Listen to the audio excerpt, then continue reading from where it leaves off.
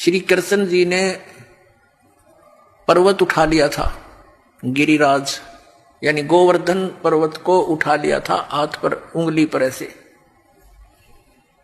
पहले तो ये विचार करो, उन्होंने वो पर्वत उठाया किस उद्देश्य से था? उन्होंने इस उद्देश्य से उठाया था कि वहां इन देवताओं की पूजा होया करती, और इंद्र स्वर्ग का राजा है, भगवान की पूजा छोड़कर इंद्र की पूजा चलती थी। श्री कृष्ण जी ने कहा भाई इंद्र की पूजा छोड़ दो, या तो उस भगवान की पूजा करो। इंद्र की कढ़ाई जो होती थी पूजा वह बंद कर दी। देवराज इंद्र एक समझ लो स्वर्ग का राजा, और उसके अंतर्गत ये सब नहर विभाग, सिंचाई विभाग भी आता है, यानी वर्षा करना। तो क्या हुआ, जब इंद्र की पूजा बंद होगी देवताओं की, इंद्र ने सोचा इनको सबक सिखाता हूं।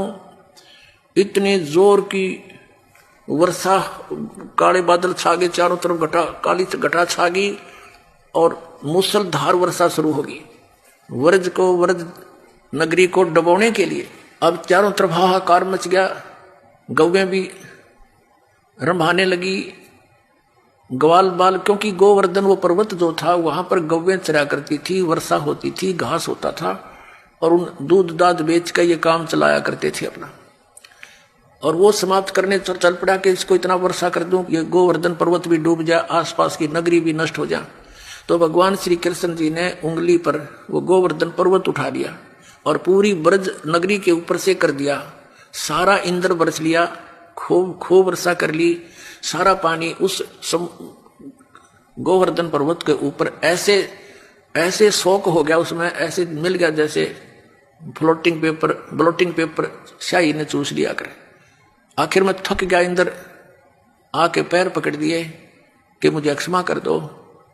कहने लगे चला जा, तेरे को कर दिया अक्षमा, और खबरदार आज के बाद तूने अपनी पूजा के लिए व्रजवासियों को कंपेल किया। तो फिर वो गोवर्धन यथा स्थान पर रख दिया।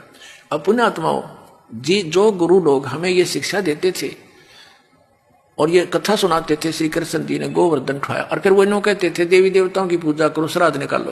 अरे भले आदमी हो, श्री कृष्ण जी ने तो देवताओं की पूजा छुटवाई थी, तुम दर्द कर रहे हो, उनके विपरीत ज्ञान दे रहे हो, गुण गा रहे हो श्री कृष्ण के, और तुम इसको भगवान बता रहे हो। परमात्मा कहा करते थे कि केवल एक इस